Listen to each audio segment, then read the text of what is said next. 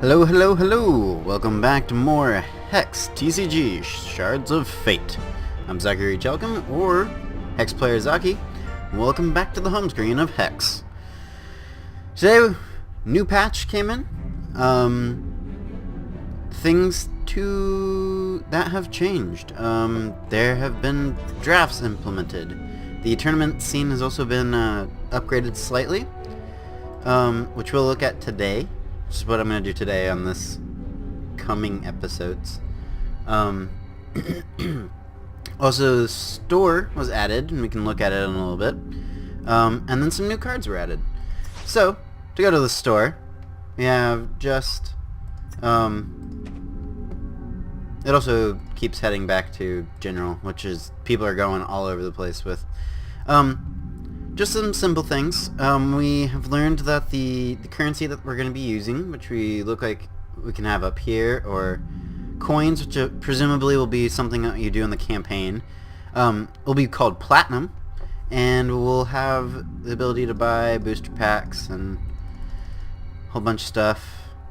Nothing works right now. To open a pack, we go to this screen, real fancy. You'll drop a pack in here, or you'll drop a pack somewhere. This will roll out and cards will come out. So we can look into that. Look forward to that in the future. Other things that have happened. I have made a ton of decks. That is one thing. This is one I've been playing around with, which we shall look at some other point. Things to take a look at, though.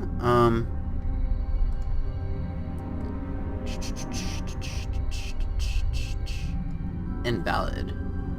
Why is that one invalid? Anyway, I think that's from the sealed tournament that I played in the other day. Where is it? Where is my black-red mid-range to help pull this up? Anyway, new cards that were added. We have the Master Tinkmaster, or Master Theory Crafter.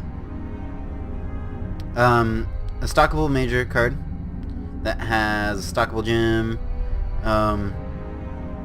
Used to be much better, or when they were not spoiling him isn't the right card, or isn't the right word, but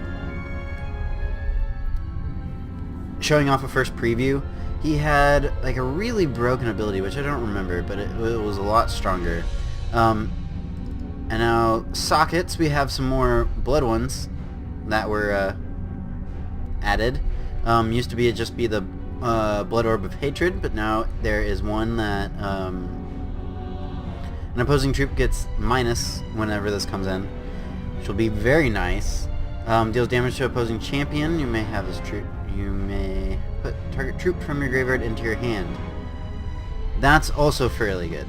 Other things that were changed. This one, the destruction was changed from dealing to a random champion's troop to just the opposing champion. Pretty good. The mid-range deck that I was using liked to use the old one, which was dealing it to a random troop on the Inquisitors, and it would just destroy other things, because you'd come in, you'd basically do a lightning bolt from magic, which we don't even have yet in Hex, to an opposing troop, and then would have this card that could just keep coming back. So I guess in a way you could have this and he just keeps laying damage in onto the champion, but you just don't have quite as much of a removal. And then I don't think this one was changed. The one was Insanity. It's the other stuff that was changed. I know we got another one added. I may have to look at it later.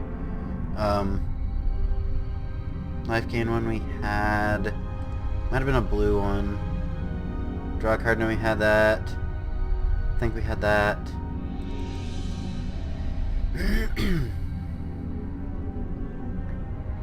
Oh, here we go. This one was added. When this troop deals damage to an opposing champion, create rhinos and put it into play. So if you just like your Crash of Beasts deck and you need more rhinos, just right here. Just do that. Also, if you're using any kind of like, I want to say Selesnya, but that's totally magic. Any wild diamond type decks. Well, I guess any wild decks, but I was thinking wild diamond because you have the Protectorate Defender, which would just be a great one to have this on, because he's comes in early.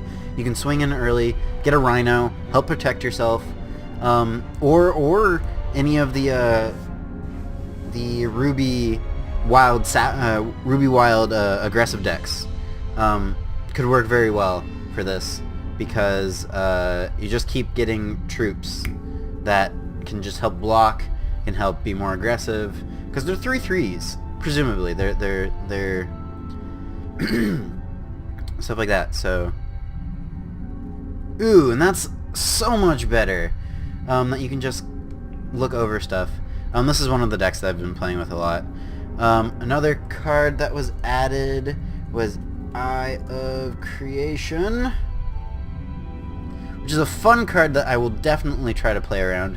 It used to be that you reveal the top card of the top X cards, and then you play that mini, or you play all of them, and if you play another Eye of Creation, then you transform it into this card. So you do it for the same amount, and then you would do it again. They took that off, obvious reasons. Also, it's now you only play troops and resources this way. But this could be a way to get in some really big guys for free. Well, not for free, but for a lot cheaper. Or if you're doing something, I was thinking around this more for it's very mono wild, because you need 3 wild threshold, but I was thinking it for, say, a Briar Legion type deck, where you just put out just a ton of Briar Legions with these.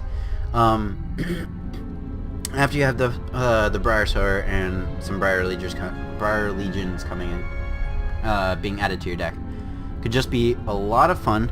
And here I'm going to I'll be back 1 second.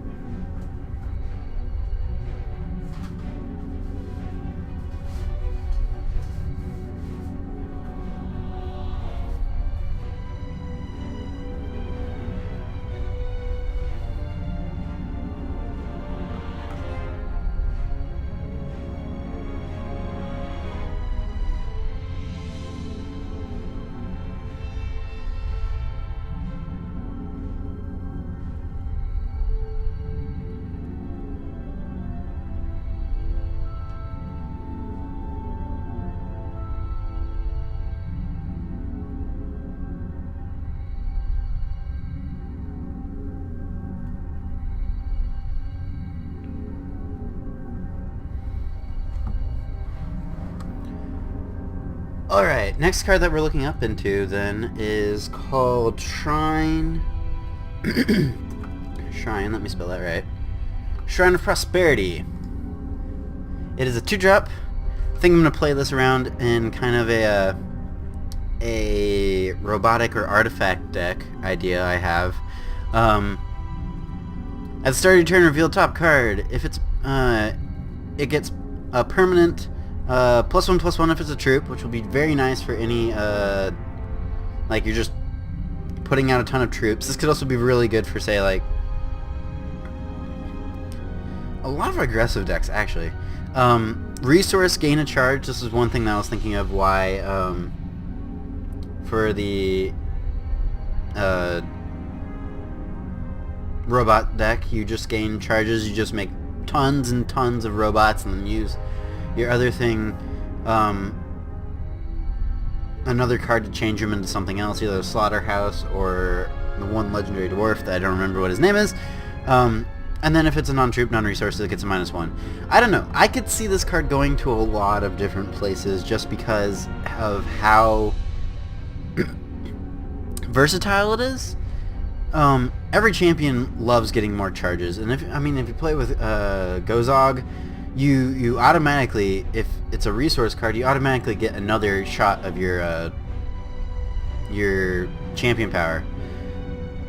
I mean, I could see it going a lot of places.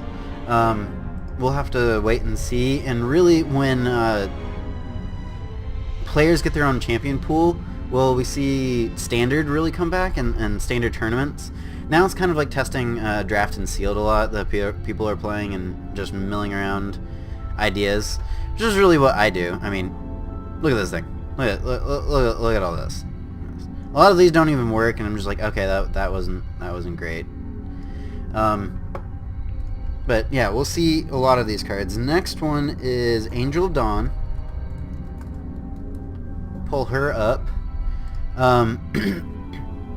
One of those kind of like miracle cost type things from Magic. This is the first card you rip off the top, boom, you get to play it for free. She has Steadfast, she has Flight, she's basically a Sarah Angel. From base set of all stuff, she gets to attack and block. She's a 4/4 for 5 with Flight. Really good. And then coup de grace, pull her off the top, throw her down, no cost, play something else. It's kind of over it then. I think this is going to be a pretty standard card, especially if we go into like, even she's not a human, but even like the Diamond Sapphire humans standard deck type thing, just as like finisher, or if somebody makes more of a control deck, I mean, just boom, down. Could be a lot. If they add in another card that just like has top card manipulation, this is going to be even better. I can just see it now. Next one up is Hero of Admantiath. Hero of... And they were kind of spoiling this before, just a little bit. But when you play him, you reveal the top 10 cards, gets +2/+2 for each of them, then you reshuffle all those cards, and for each of the humans that you find that way. I think this was... I don't think there's another one. I can check. I thought there was a card previously that was a Legionnaire that was not... yeah. That was like the Legionnaire of Goyne.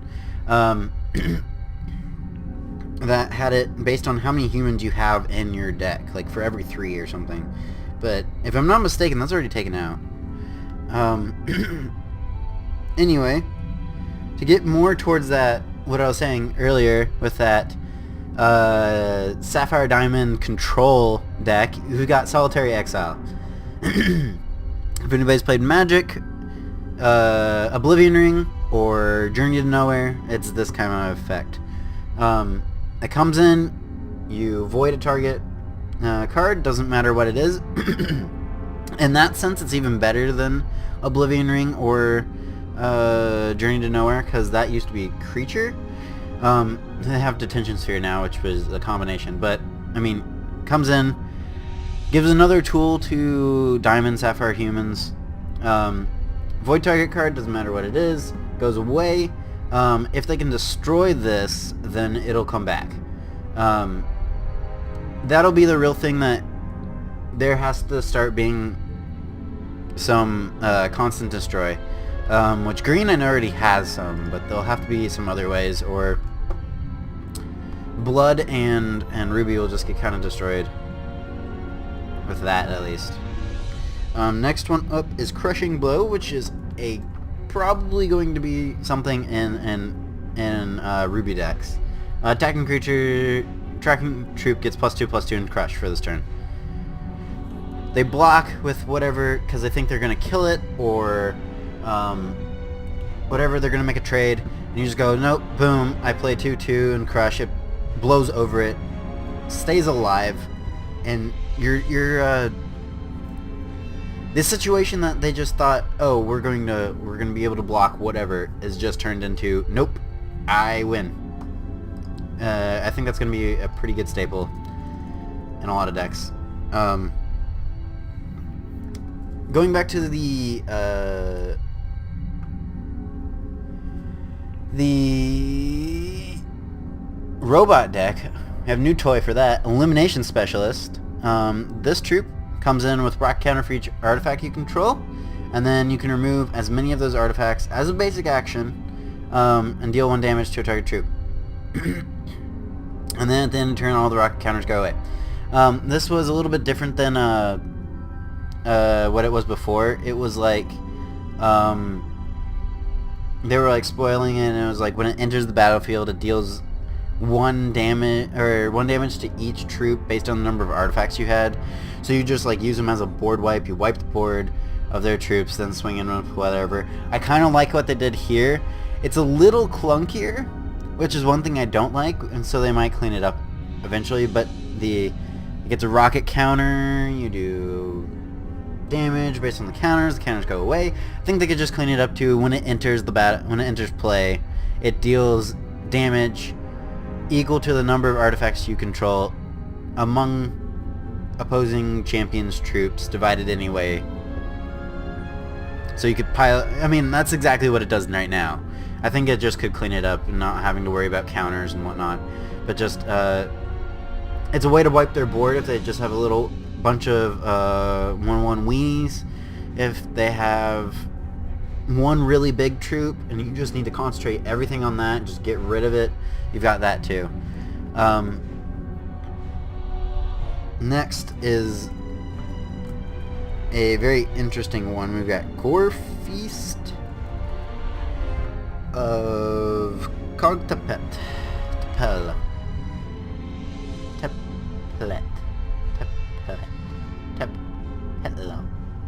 Cogtapetlo. Oh, whatever. Orc name not good with me. Anyway, all your troops get rage for this turn. And then after they all attack, you get to attack again. So after they made all their blocks, or after they were just like, okay, we have to destroy them all right now, then you get to attack again.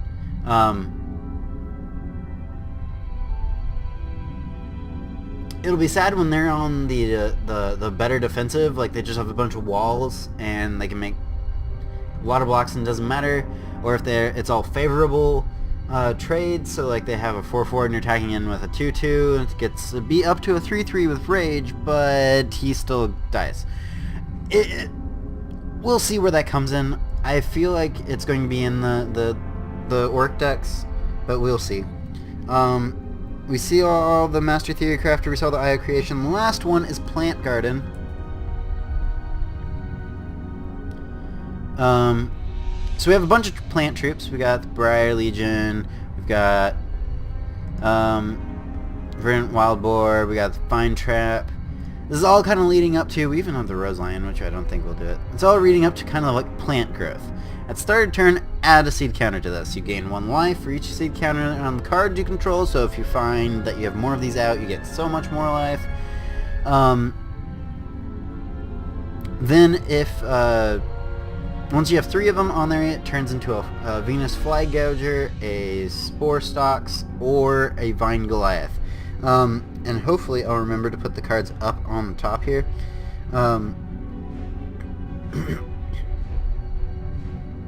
Great. Anyway, Venus Flag Gouger, for whatever reason it is, as shown here at least, it's a 3 cost instead of a 4 cost. Like the other 2 are 4 costs, I believe.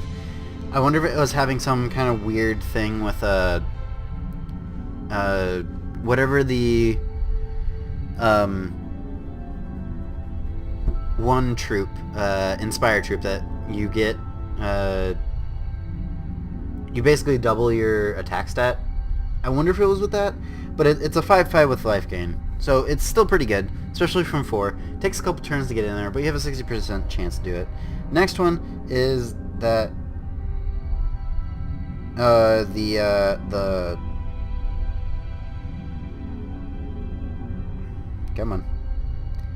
is the Spore Stalks, which it is a 0/3 4 cost, so I don't know why the difference between those two.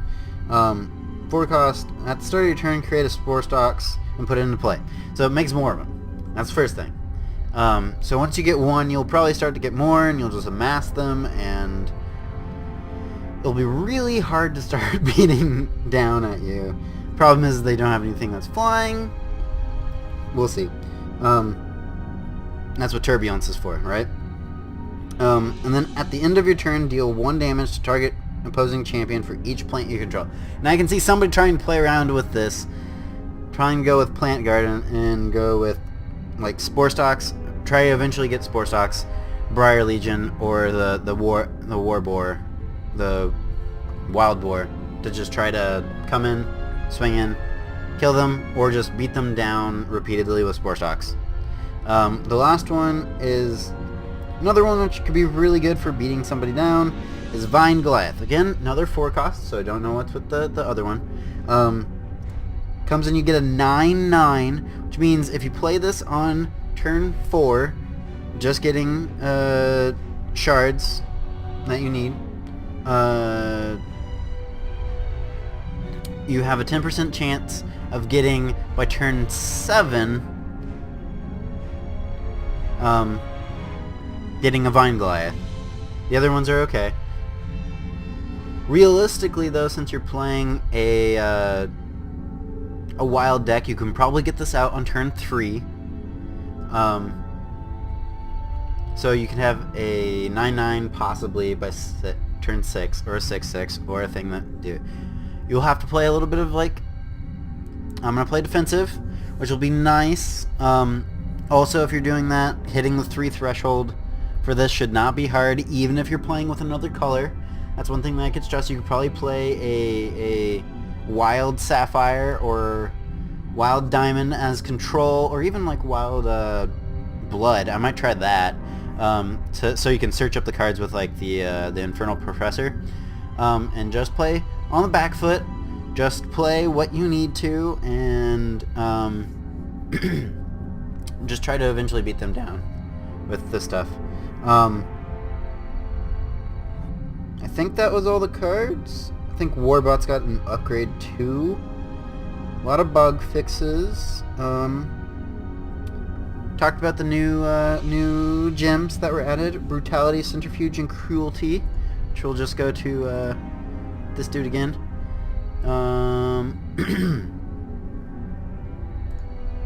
Subterfuge. No, this wasn't added before. Barry's top card. Okay. And then what was it? Brutality, which was the top ones. Brutality and Cruelty. Yeah, these were the only other 2 that were added. It was really hard to scroll down before, so I don't think we saw this beforehand. But now they fixed this, obviously. And hopefully we'll see some nice stuff from the future.